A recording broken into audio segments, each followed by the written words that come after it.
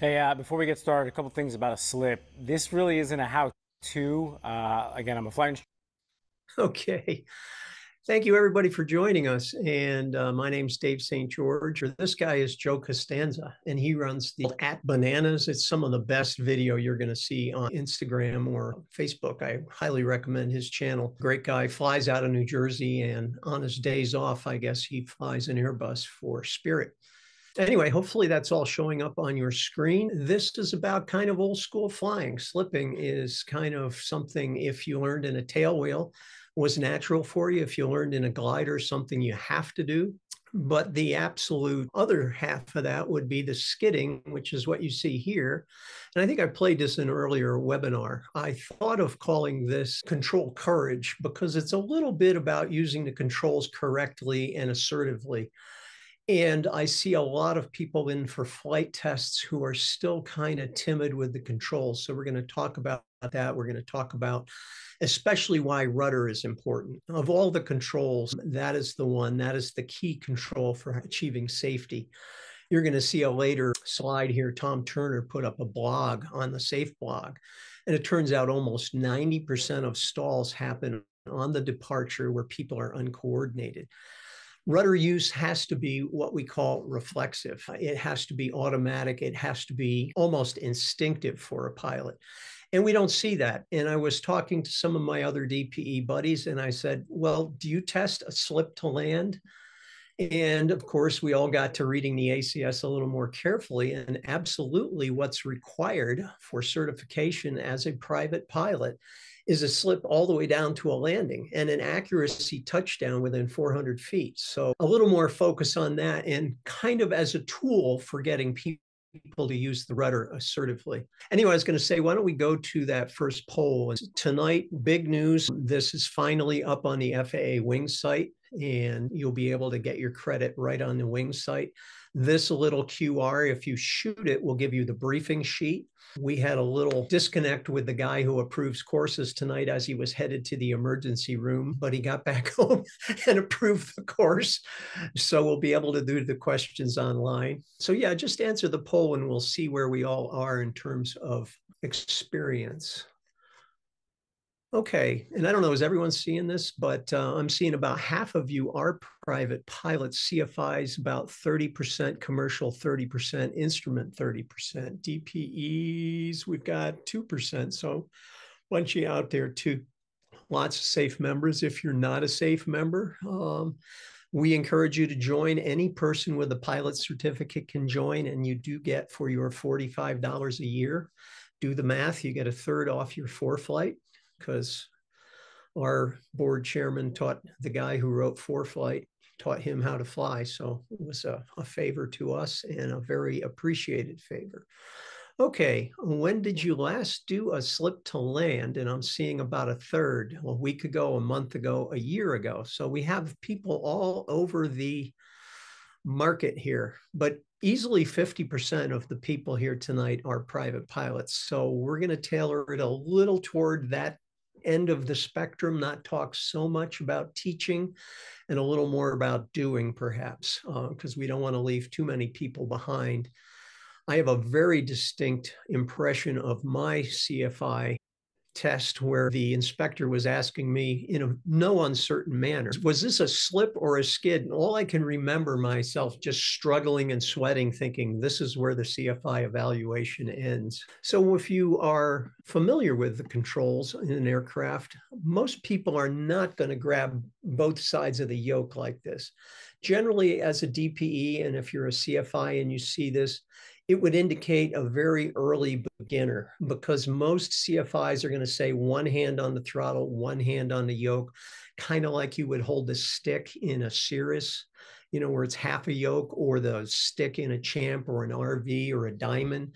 In other words, the second handle was put on there by some of the marketers way back when to encourage pilots to think like they were driving. And that's a very negative impulse. What this young lady's doing, and it's on a flight test, if you look at where the inclinometer is she is turning base to final and she's adding bottom rudder and she's adding opposite aileron. This is the classic skid to final.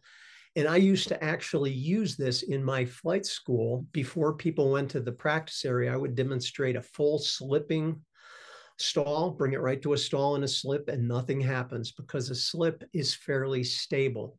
Yaw is opposing roll. If you're stepping on the high wing, you're keeping that nose out of the turn, and it's very stable, and the plane doesn't even drop the nose. It just kind of flutters a little. But if you're in this configuration where we've got bottom rudder added to the force of roll, those are in combination. That is a pro spin setup. And if that little puppy stalls, if you come back just a little more, and you can see she's at about what, 65, 70 maybe, but you bring it down to a stall speed and that's going to flip right over. And because both of those forces are acting in the same downward direction in a skid. So there's no use for a skid in aviation.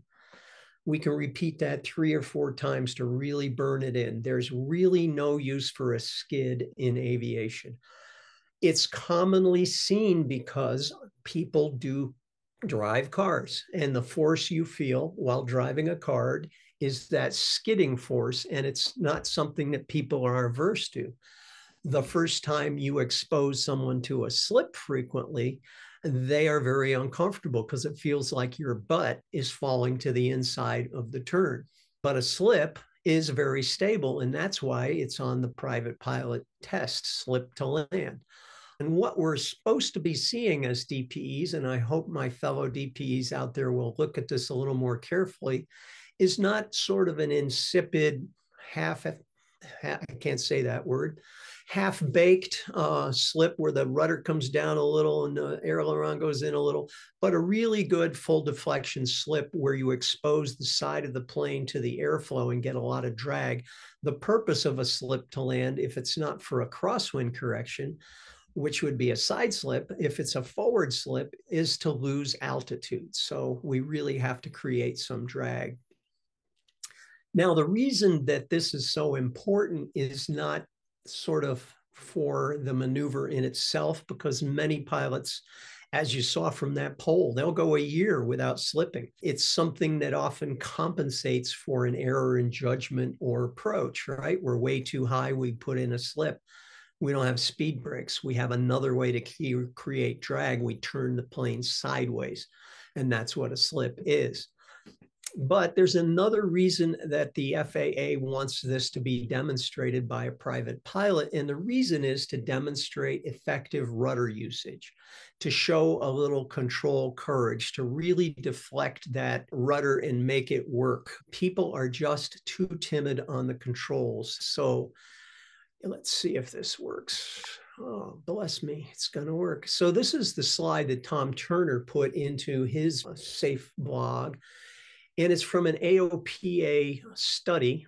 And you can see where people think they stalled. The space to final gets a lot of press, right? And it certainly is a high consequence stall there. I mean, it usually ends up being fatal.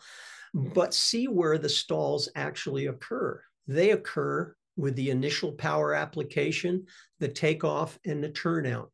High power and high angle of attack. And after I wrote a blog, I was talking to Patty Wagstaff about this, and she said, absolutely, it's high power, high nose. It's what we see all the time. Frequently, when people are in that configuration, they're also not adding rudder aggressively enough, and they are skidding on the takeoff. And we'll illustrate that later in the show. So we'll talk a little bit about the descending power off slip, and then we'll talk about the skid that happens when people take off. But the blog is available for you. It's right at safeblog.org, and high power, high nose, 89.3% of stalls, not really on your base to final situation. So can we just take a moment to answer a couple questions for clarification? Awesome. Sure. Thank you. Thank you. So David asks, full deflection slip. Full deflection of what? The aileron or the rudder? Excellent question. Usually it's the rudder that limits. You put the rudder to the floor. What I tell people is to eliminate one of the variables. So if you get the rudder to the floor and you add enough aileron to track straight where you want to intend the plane to go, that's usually the easiest way to make stability in this maneuver. Because if you're moving the rudder up and down in the aileron, what you get is this kind of wavering, kind of a slip. So just bottom the rudder on the high wing, which is holding it out of the wing down configuration, put enough aileron in to track down the center line of a runway if that's what you're practicing on, or road if it's in the practice area. I highly advise for CFIs and new people learning this maneuver, start really high, start up at 3,500 feet, a couple thousand feet AGL, and put that slip in there and just get a feel for it and watch as it tracks down the road as you move both controls, and you'll see how to get that stability. At first, it's not obvious, and at first, it's not comfortable, but it's a very good maneuver to have as, for, like I said, losing altitude. I'm a glider CFI. Slip to land, slipping turn to final is absolutely what we use all the time because there's no chance of a go around. You can't be low in a glider. So a slip is a very important tool. Another question? Thanks, David. Yeah, one more. I know the airspeed indicator indicates incorrectly in a slip. How about the VSI? I've noticed that the VSI doesn't go up a lot when I slip, but I see it when I review it on Cloud Ahoy. Wow, I got to admit, in my champ where I mostly slip, I don't have a VSI. Obviously, though, both of those instruments are going to experience some errors, especially the airspeed, because when that pitot tube is out of the relative wind, it goes wonky. And if it's a Cessna and you're slipping to the left and you have pressure into the static port, that makes the VSI go pretty erroneous too. And that's a very important point to consider when you're flying this maneuver. When you initiate the slip, you should see where the nose is in relation to the horizon.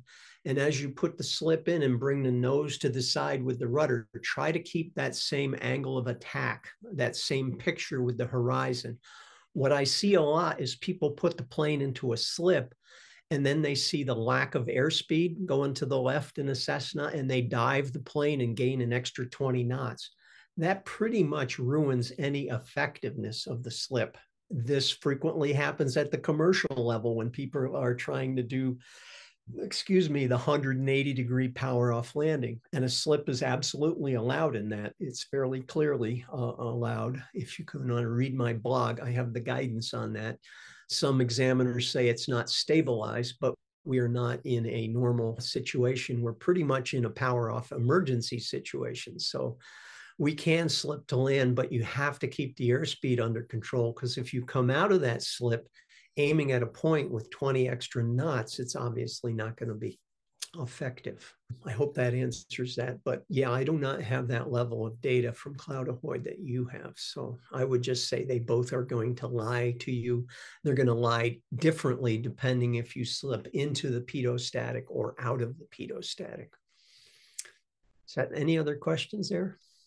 Oh, we've got a couple more. It's like lightning round. Would you suggest turns on base and final with aileron only? Base and final with aileron only? No. You want to always coordinate your turns. Right. You absolutely should coordinate your turns. And I'm hoping this is not a CFI actually asking this question. We're gonna get through this. We'll actually get to a slide and a film showing Rod Machado with some of the basics of coordination and what a slip looks like. I think that might make it clearer. Awesome. Thanks, David. Let's move on to the presentation. And folks, we've got your questions. We will get to as many as we can. For CFIs, whoops, go back, baby. Maybe. Little latency there. This for CFIs, probably not for your newbies, but it's a very important study they did on stall spin accidents. And if my upside down Marine is flying with us tonight, Mike cuckoo clock up there in Idaho. He says he tells all his upset pilots, that this is the critical part to watch, is that takeoff. And I'll just go through quickly some of the data so you can see it. These parts here, and it's easy to forget when you're just looking at statistics, but when it says fatal, that didn't end well. That's game over, no replay. People learned their lesson, but it's generational learning, which is what we call the Darwin Award. They got removed from the gene pool, and maybe their next friend will learn the lesson. We have to learn our lessons at pilots before bad things happen. So, and these are the certificate levels. You can see with additional training, private, commercial, ATP, that the percentages improve. And a lot of commercial rating, if it's done correctly, is what we call a rudder rating. We're going to talk about something called cross-coordinated later. And that's what we're doing in a chandelle, where the controls are completely crossed, the wings are level, and the ball's centered. So when you get to the quiz at the end of this, it says, is cross-controlled inherently dangerous? The correct answer is maybe. If it's a skid, it's dangerous. If it's a slip, it's stable, it's safe. That's why we can slip to land. That's why it's on the test. If it's cross-coordinated, it's absolutely essential for safety on takeoff. And we'll talk about that in detail. So types of stalls where they happen, and you can see maneuvering outside the pattern. Maneuvering is the other big area where obviously you have to be cautious. But generally speaking, the en route phase is pretty much droning along. It's where weather will take you down, or fuel. People still run out of fuel for some reason. So weather and fuel are the en route problems, where people fail to believe what they see or fail to divert. But the maneuvering accidents are largely below 3,000 feet and within 10 miles of the airport. That's what we call the killing zone in terms of stalls. But when I put this kind of thing out on Instagram, and I sort of do this once in a while just to see, is cross-control dangerous? Yes, no, it's about almost a 50-50. These people may not be pilots. They just may be interested people that follow the channel on Instagram. But knowing the rudder and knowing how it works is really what defines a safe pilot. I'll tell you, as a experienced CFI, and there's about, I think 30% in the group, when you see accurate rudder use and the control of the plane, you've got a good pilot. When you see a really good solid slip to land, you have a really good pilot. A lot of other times we sort of, timid, people are just very cautious with the controls. They're really not in charge of the plane. That gets a little scary in the other seat. So let's go directly into what a slip and a skid is, just so you aerodynamically know what's going on here. So a plane, when it's skidding, in the most basic terms, is turning flat. You're just creating a rate of turn. There may be a bank angle in there, or maybe you just jam in the rudder and the plane slews over to the side. That's a skid. You're using yaw to create a rate of turn. If we correct this, what's going to happen when you do that is you're going to get what's called proverse roll. That outside wing accelerates, the higher wing accelerates, and it gets some lift and it starts to turn the plane. What people do, and what you saw in the very first slide, is a pilot who's incorrectly handling the controls will bring the ailerons back out of the turn. And you see on the left side, the down aileron creates higher angle of attack. It's creating drag too. So we've got both. Well, actually, we got three forces. We got the drag, we got the force of lift going into the turn, and we have the yaw, all pointing that plane downward. This is the setup for a spin. You've combined the yaw and the lifting force in the same direction. If you have a slip, by contrast, and I thank Bold Method for these very good diagrams, you can see the nose is being held out of the turn. You're using rudder and yaw to pull that nose away from the turn and oppose the force of the turn, the lift in that direction. The lower wing has the lower angle of attack. In other words, the drag's on the top side. So the forces really balance in this case. And, you know, for the life of me, I really don't follow the ball when I'm doing this. And that's why when I had that CFI question 30 years ago, I was confused. A slip feels very different from a skid. You really want to train yourself kinesthetically to recognize it. But if you want a fast and dirty way to say, is this a slip? You step on the high wing, you keep the plane from turning, you add rudder out of the turn, and you're going to have yourself a slip. I had very early on when I was running a flight school, a young flight instructor from one of the big academies, and I asked him for a slip to land, and he gave me the most, you know, fully developed skid I've ever seen. Just punched the bottom rudder, aileron out of the turn, you know, and pulled back on the yoke, slowed it down. And, you know, it just turned out it was bad information that he got. Someone had told him that to create a slip, you just cross the controls. If you just cross the controls, you got like a 50-50 chance. But if you're adding bottom rudder on the lower side, it's going to be a skid. It's going to feel different. And like I said, people tend to like that feeling because of cars. And this is from one of our blogs. It's obviously a bad joke, but it is how people initially fly planes. And if you're new at this game, and we saw that about half people were private pilots, so still learning, still getting your orientation. The problem with driving, transferring to flying is really the two hands up using the ailerons to steer. You have to remember it's rudder and aileron together, coordinated fashion. And for a lot of what we're doing, it's also necessary that when you add one control, you have to add the other control. There's always a secondary effect. So just to back up and put my DPE hat on, when I am doing the pre-flight with an applicant at the private or even commercial level, and we're walking around the plane, it's not unusual for a DPE to ask aerodynamic questions. And one of the ones I'll often ask is, what does the rudder do? Why is it there? What's it for? And I'd say it's about a third of the time that people can actually answer that the primary use is overcoming that adverse yaw from the aileron. So it takes a while to change over from being a driver of cars to being a pilot of planes. It's not something that can happen immediately or in a very short time. And this becomes very important in our accelerated training environment. When we were at Sun and Fun, we were next to an accelerated school that claimed they could get everybody their private pilot certificate in 3 weeks or less. This was their big selling point. You know, if you can do it in a month, we can do it in 3 weeks. The next guy's going to do it in 2 weeks. And I hate to bore you with a little neurology, but the way learning occurs is physiological changes to your neurons. This little puppy here is called a neuron.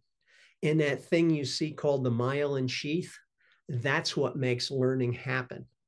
As that neuron gets wrapped with myelin, the response time becomes about 300 times faster. It's like broadband suddenly instead of dial-up. And we're hardwired. If we don't change brain circuits, we don't learn. And people saying they can learn something at an implicit or reflexive automatic level in 3 weeks, I'm sorry, they're just misguided. That really can't happen. And I get a lot of blowback online when I publish things saying it takes more time than that to do it correctly. But you may be able to pass a pilot's test. You may all do it on your, you know, prefrontal cortex, but it's not going to be habits, and it's not going to be deeply embedded, and it's not going to be enduring. So really, there's no rush to be a pilot if you want to be a safe pilot. It's just neurologically impossible. Any questions popping up, or did I put them all to sleep? We've got some from ways ago. If you wanna Sure. step back, okay. Backtrack a little, sure, absolutely. Some of them are, I think, just about what you were talking about. So Gregory asks, angle of bank should determine rate of descent, correct? Angle of bank should determine, yes. Well, you know, what would determine your rate of descent is sort of what you need the plane to do. You're using this tool. And yes, you can put in a partial slip if you feel you just want a little bit of a higher rate of descent, not a full slip. If you're doing it for an evaluation, probably your DPE is going to want to see a full slip to land, and they'll ask you to be, untypically high and slip the altitude off. But yes, it's certainly something you can temper with more or less angle of bank and rudder. A little slip will get you a little more drag. Awesome. Thank you. John asks, my 172 flight manual says don't use flaps or much flaps when slipping, but it seems like everyone does. Is this dangerous? Excellent question and much debated. And you get 5 pilots in a room, you'll get 5 answers. But what it says is probably says avoid use of full flaps or while you're slipping, right? If you have an N model or the kind that has 40 degrees of flaps, they can blanket the tail and you can get some pulsing in a full slip. So that's why they discourage the use of full flaps in a full slip. It's not illegal. It's not prohibited. It just says avoid, I think. As far as I know, it's not a manufacturer's restriction, but certainly something you want to explore at altitude before you bring it down final. Generally speaking, if you've got 40 degrees of flaps, you shouldn't need a slip. If you're planning to engage in a slip for a flight demonstration, I would probably talk to the examiner and say, I'm going to use 20 degrees of flaps. Make sense? Great. Thank you. Thank more... you. Larry asked a very similar question. So Larry, I marked your question answered as well. And I think we're good to take a little bit more presentation. Thanks, David. Yeah, and isn't this a great picture? Everyone who can drive can fly. It's just an easy transfer. Hopefully you've not been sold that bill of goods lately, even though there are some crazy ads out there. The next one here, I think I played this on a previous, but it's always fun. This is a poorly prepared student pilot, we should say, and he's landed and he's starting to drift a little and he panics. You can see he just put in full power, which didn't help matters any. And as he goes into the hangar here, you can see he's trying to avoid it by steering. It didn't work out too well. But it's such a deeply ingrained habit that it's pretty hard to not do that. And I see it a lot with students that I fly with. I even see it with pilots sometimes. The important thing with use of rudder is that it gets to a point that it's absolutely deeply embedded. And this is, I think I might have used this before too, because I love it. It's sort of a look behind the curtain. All of us assume that we know what we're thinking and doing, but probably 90% of it is running these scripts, deeply embedded scripts. And as a pilot, we have to develop very different scripts from when we're driving. This is all happening while you're texting and talking on the phone, listening to the radio. Your brain is processing all of this input and creating reactions. When you become a pilot, again, if you think it's going to happen in 3 weeks and you're going to change all of this software, I assure you it's not going to happen safely or in an enduring fashion. You really have to work hard to push down and create these new habits. So try to think of how that brain works neurologically. We mostly work, unfortunately, with subconscious scripts. It does about 90% of our daily activities. Maybe you're a mindfulness fanatic and you can get that down to, 85. But yeah, we really do operate largely on stereotypical what we see and what we do. So this is the difference between what we call reflexive and reflective. When you are dealing with reflective mental processes, your brain is talking to you in words. When it's automatic and it happens immediately, that is reflexive, and it happens a lot quicker. Generally speaking, like when you just watch the Olympics and you're watching those people doing all those amazing moves on the apparatus, they're not thinking about what they're doing. That's completely muscle memory. And when they do it at that level of perfection, they probably started at the age of 4 or 5 or 7. They did not start 3 weeks ago and learn to do that. it's a very complex process of recoding all of those muscles. And we have that same challenge as pilots, not quite to that degree, but certainly it's the same process at work. So yeah, more brain pictures because it's Dave and he's a psychologist.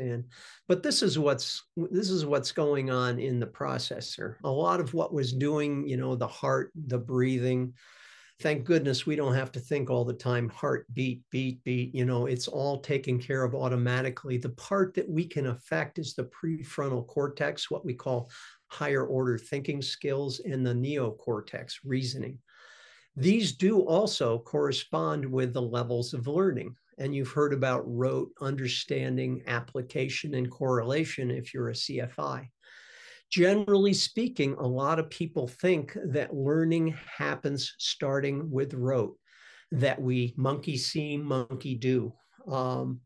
That's not really accurate for an adult learner. What you start with usually is a meaningful explanation. You start at the correlation level. And if you're a CFI, you should think about this.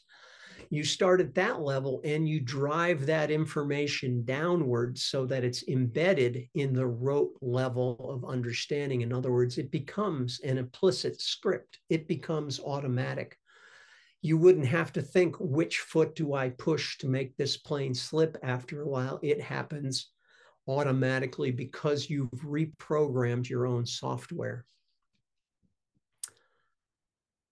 And this is what, by the way, Malcolm Knowles calls andragogy instead of pedagogy. Most of the FAA documentation that we have for the fundamentals of instruction was from Piaget and a lot of childhood educators.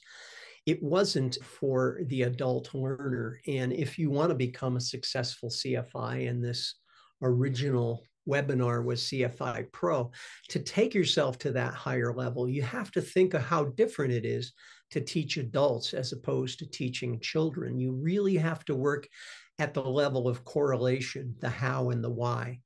All of the Pilot Proficiency Center at Oshkosh this year was about teaching at the correlation level. So here's my favorite instructor. Hello, folks. My name is... I'm going to see if I can scrub it along here a little so it gets to the important part. So somebody was asking about turns in the pattern and what we should use. And for students, you should watch exactly what he's saying for the rudder and aileron effect and the coordination. For flight instructors in the group, you should think about how he's saying what he's saying, because Rod Machado is a master instructor and the man uses words amazingly well. So I'm going to just let a little bit of this play. But that's not always the best way to evaluate whether or not you're using rudder and aileron in coordination. There's actually a much better way. Just look directly over the nose of the airplane. As you roll into a turn or roll out of a turn, you should add just enough rudder so that the nose doesn't appear to yaw opposite the direction you're rolling. Watch this. I'm going to roll to the left and right using ailerons only and no rudder. As I do, observe how the nose yaws opposite the direction I want to roll. As I roll to the left, the nose yaws to the right. As I roll to the right, the nose yaws to the left. This effect is the result of something known as adverse yaw, and it produces a very sloppy turn unless you use your rudder pedals. Now I'm going to use rudder and aileron in coordination. I'm going to add just enough rudder so that the nose appears to pivot about the longitudinal axis as I roll in. And that tells me that I'm using the correct amount of rudder to compensate for the adverse yaw caused by the lowered aileron on the rising wing. So I'm going to turn to the right here. I'm applying right aileron and enough right rudder so that the airplane appears to pivot about the longitudinal axis, at least until it begins turning. Now I'll come back around to the left and watch for the pivot again as I change direction. As I roll out on Dana Point, I'll use just enough rudder so that the nose doesn't yaw opposite the direction of roll. Now I'll roll to the left using enough rudder so that, once again, the nose doesn't yaw opposite the direction of roll. Now watch what happens when I use too much rudder to enter a turn to the left. You just saw the nose yaw in the direction of turn before the bank is established. And that's a skid.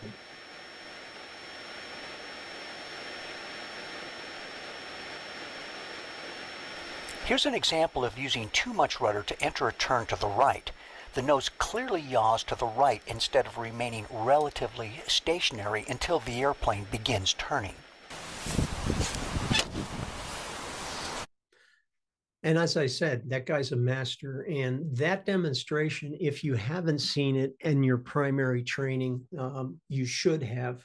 People ask me all the time, how do I know when I'm using enough rudder? And a lot of young, new CFIs will say, well, watch the ball. If you're watching the ball, you're several steps removed from what's actually happening. If you watch exactly straight over the nose, you'll know immediately whether you have enough rudder if it pivots on a point. And just about all aerobatics are also done that way. When I teach tailwheel, and this is the Mighty Champ, I went out yesterday and took a little video to show you this. You get so much more adverse yaw. If you move the stick to the right, the nose just swings off to the other side. And the reason is those ailerons aren't freeze ailerons. They have no drag when they come down, like a Cessna's equipped with a compensating aileron, which if you want extra points in your private pilot evaluation, make sure to mention freeze ailerons. Your DPE will have a little smile on his face. But this is called rudder boxing. And basically what I'm doing here is just taking and moving the nose where I want it to be. Your reference when you're using the controls should be straight out over the nose. When you have the result you want, you can check inside. That would be proper integrated scan. But this is just pulling the nose to one side, bringing it up, dragging it across the sky, back down, just making a big box out there in the sky. You can see how uncoordinated it is. But it's using the controls to create what you want to do outside. And when people add power on the runway and they oppose the yaw with the aileron, that's the kind of thing that gets you in trouble. You have to think of, what do I want the plane to really do? I want it to track straight down the runway. What's the effect that's causing this? The effect that's causing this is yaw, and so I should be using the rudder, not the ailerons. This is the andragogy slide. This is for the CFIs in the room, and it's a little higher level than what you get from, this is Malcolm Knowles, who invented that term or popularized that term. Adult learners, you have to really motivate. You have to use the how and the why. And explain at a very high level, and then you keep bringing it down to the simpler building blocks, but you have to make sense to a learner as an adult, not just as a young individual, perhaps learning potty training or something at the rote level. Any questions there? Oh, yes. Sorry, I wasn't sure when you caught me off guard. Thank you, honey. Let's see. Why does diving in a slip make the maneuver less effective? Doesn't drag increase with the square of airspeed? Ooh, And there's yeah. Let's get out the Greek letters. Drag does increase it, that yes, but what you're trying to do when is kind of stay stabilized. You come out of it, the problem is that you've gained so much airspeed that you can effectively, generally speaking, slip to land. It would presume that you're going to land. And if you come out of a slip with 10 or 20 extra knots, and people do, you're sunk. You're going to go, again, it's a square root function for drag. And so you're going to use up a lot of runway. So you may get a little more drag, but you're not going to have an effective maneuver. And I had one student who was absolutely adamant on that. He was like, I'm going to the other side and creating more drag. It doesn't work that way, not on landing. Thank you. Glenn asked, does the stall horn in a Cessna indicate properly in a slip? Interesting. I would guess it's probably not too far off, probably not as bad as a Piper with the staff, because it's, right on the leading edge of the wing. But certainly that wing is traveling at a different rate than it's used to. So there would be some error. Again, I'll point out my Champ, which is a fully certificated FAA machine 91205, has no stall warner. It stalls when you feel it verbal. And obviously, there's been a big push to put angle of attack indicators into planes. And my good friend, Dr. Ed Wishmeyer, has his own theories on how effective those will be. You're going to see errors in any instrument whenever it's not trimmed, tuned, flying perfectly straight. What those errors may be, you'd have to spend a lot of time to calibrate. Great, More thank you. questions? Yeah, when doing the slip, David asks, does wind direction come into play in deciding which direction to slip? Excellent question. And I didn't cover that. The only real difference, if you think about it, between a side slip and a forward slip is really the ground track. The plane in the plenum of air is doing the same thing, but you're trying to achieve something over the ground. So yes, generally speaking, you want to lower the wing and slip into the wind because you can maintain again, the theory is you're coming down final. When I'm facing a crosswind, especially a significant crosswind, I'll add that slip fairly early so I can see if I have enough rudder even to bring the nose back straight. Because what you're doing there is you're pointing the nose with the rudder and you're controlling the drift with the aileron. The crosswind landing is by far the most complicated and subtle and difficult maneuver to perform correctly, reliably, and it's something people don't train. And so another reason why it would be really important to be comfortable with a slip, because if you're comfortable with a forward slip, the side slip is just less of that same feeling. What I see frequently in the crosswind landing, and that would be where you're trying to track straight down the runway and compensate for the wind effect with just enough aileron, is people put in the control effectiveness they need, they deflect the aileron and rudder, and then they slowly let it out. It's really important that once you have that set in there to make sure you hold that pressure. The second thing to remember is as you deaccelerate down to the runway, you're going to need more and more control deflection because you have less wind that you're ducting with the ailerons and rudder.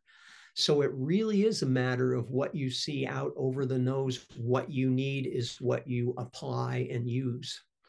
But a very good question. So a side slip is obviously correcting for the crosswind. Forward slip is, tracking straight down the runway at an angle.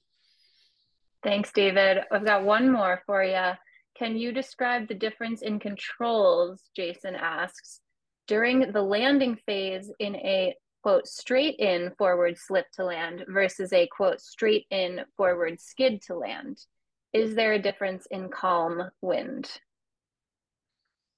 I don't think I've ever tried a skid to land, I've got to confess. I think that would be pretty scary. You really don't want to deflect the controls in that manner down low to the runway. Why would you do that?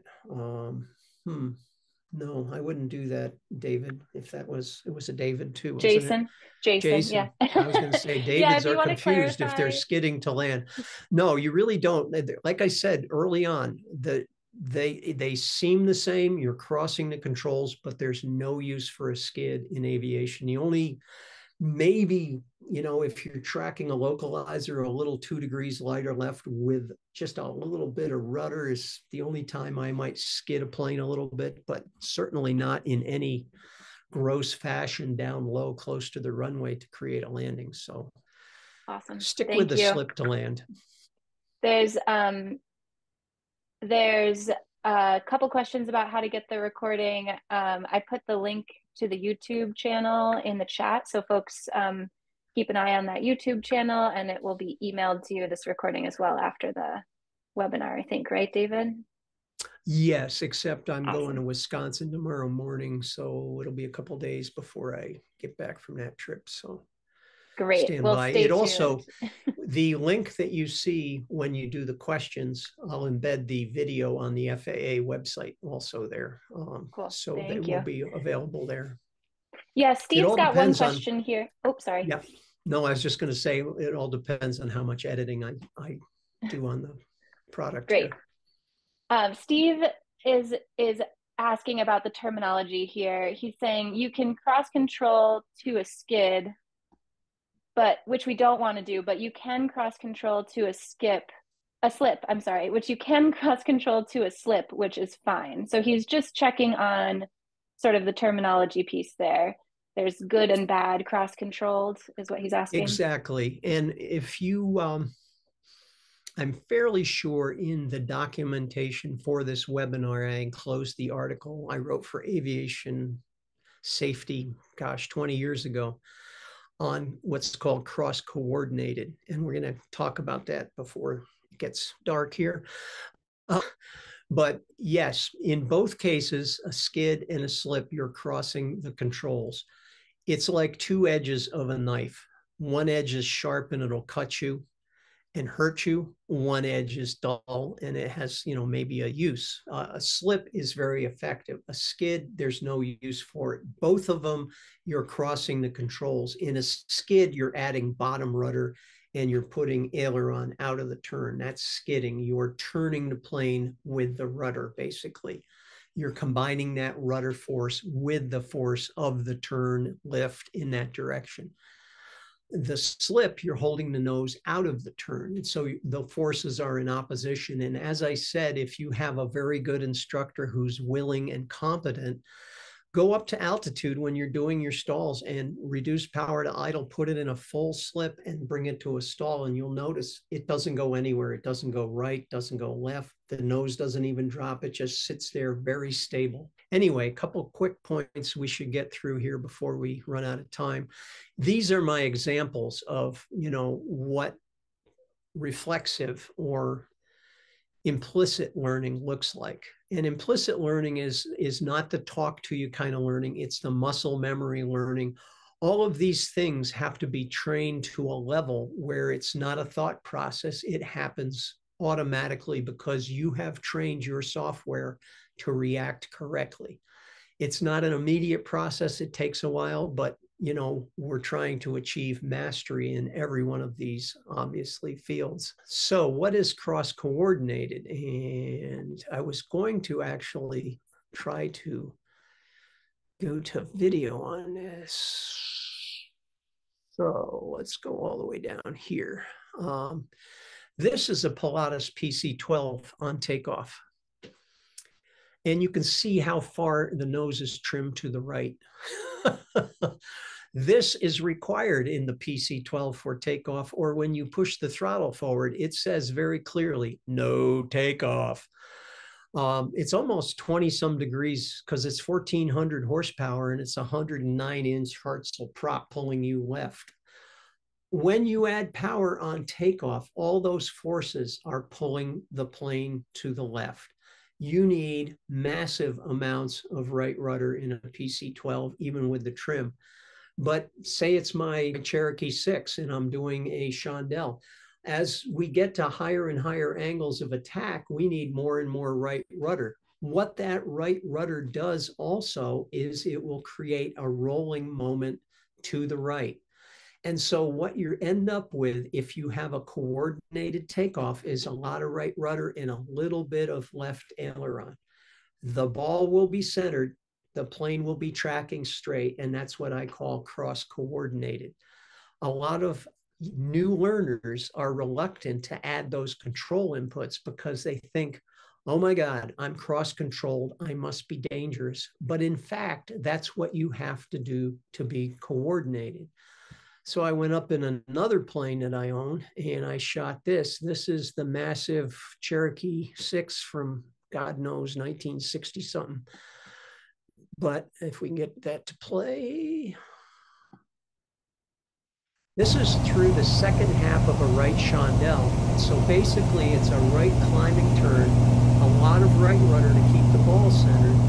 And what we're slowly doing is raising that wing. So we have a lot of right rudder and a lot of left aileron. And the foot is almost to the floor as you finish a right chandelle. That's what cross-coordinated looks like. I gotta get that plate on there. There's the stall armor. So as you climb straight ahead, you need right rudder. As you make a right climbing turn, you still need right rudder, but you have to add opposite aileron to keep the plane from rolling in the direction of the rudder. That is coordinated. A lot of people fly a takeoff in a high-powered plane and they let the nose go to the left and they add aileron to the right. They're actually skidding on the takeoff with a high nose attitude. This happens very commonly in high-performance planes where people don't use the rudder. And that's why we have a 90% stall rate, accident rate on takeoff in planes. People don't understand the use of the rudder. So obviously in the slip to land, it's important, but it's critically important when you have a high nose, high power situation like this plane has 260 horsepower. Pilatus enforces this. You can't take off in that plane unless you crank in that much trim before you add the throttle. So this is, I told the PowerPoint police I didn't have, but this is one slide you're just going to have to read.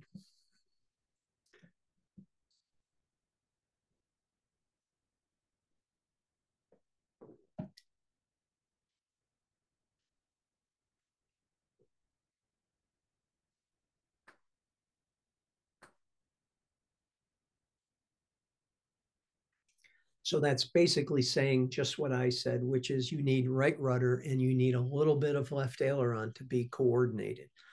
A lot of even CFIs don't know that. And this is from the FAA handbook, inadequate right rudder pressure. And people fixate just on the nose. They don't watch the wings and they don't realize that they're climbing sideways with that right rudder pressure. So that's about all we have. And we're just about at an hour. And so more questions would be welcome, or I can send you to the quiz. Okay, wow, there's a lot of questions here, folks. We appreciate all of them. I want to keep it as applicable to as many folks as possible. Glenn says, I've heard that declarative learning, such as what we might do in chair flying, can help train a procedural learning system, which we would use to fly the airplane. What do you think about this idea? I love it, Glenn. I think that is probably the best, most economical way for you to learn a lot of this stuff. The key thing with chair flying, as we call it, is to make it, first of all, as accurate as possible to the situation and make very sure that you have the procedure absolutely correct down to the very last detail. Because I've had people chair fly and they skip an item, and sure enough, when they get in the plane, they skip the same item. So really critically important that you do it absolutely accurately. And that's what we do in jets, level D simulators. I go twice a year and we just do that over and over. And we sit in a paper tiger and tap, tap, tap, because we're building habit patterns. We're programming our own software. Okay, a couple questions on forward versus side slips, if I could. David says, difference between forward and side slips. The difference between a forward and slide slip is basically what we said, how the plane is moving over the ground. If you were side slipping with no wind, it would be moving to the side. Generally, there's also a difference in degree and intention. A side slip is generally used to compensate for a crosswind, so it's not as extreme as a forward slip where the intention is to create drag and a higher rate of descent. Thank you. Any suggestions on which direction to do a forward slip? Some folks are asking forward slips when flying straight on final or done in a turn. Well, basically, once you line up on final, you would be simultaneously, and I usually slip to the left just because that is what my champ likes. And if you're in a J3 with that door open on the right, you don't want to slip with the air coming in. So you could slip either way, but a lot of people slip to the left, and you could even do a slipping turn if, like I said, in gliders, frequently we stay very high. And the last turn, we just hammer the top rudder and drop that altitude, put it right down on the numbers. It gives you very precise control. So side slip, forward slip, it's really which way the plane's going and the extent. Thank you. That's great. Yeah, there's a couple more questions. I'm mindful of time. I want folks to know that we will review these questions. So thank you very Yes, and I much can for answer them putting. directly if we have your email. David St. George, Saint is spelled out, stgeorge@gmail.com. I'll certainly respond to any questions I get, even though we have a rather large crowd tonight. I really appreciate your coming. The next webinar, by the way, would be September 22nd.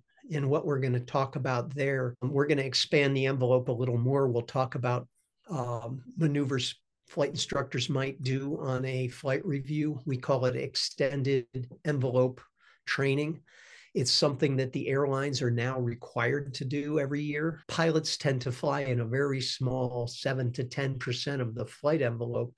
And during a flight evaluation, the idea is to get back to those things like slip to land, turning stalls, things that might make you a little uncomfortable, but you may be forced into that situation sometimes as a pilot, and you might have to handle it again reflexively. Somebody like Mike up there in Utah, no, I think it's Idaho, they do upset training and they put you upside down and they show you what happens. So, you know, any kind of training like that is going to expand your safety as a pilot.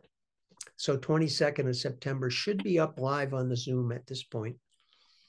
Thank you. Yeah, if you're not registered for the series, go back to that email you got from Zoom and be sure to add it to your calendar. And somebody's asking about wings credit. You want me to put this last poll up? How appropriate is that? So it was a sunny day here. No. One advantage of getting COVID from Oshkosh is you have a whole week to work on things. So I got this actually completed.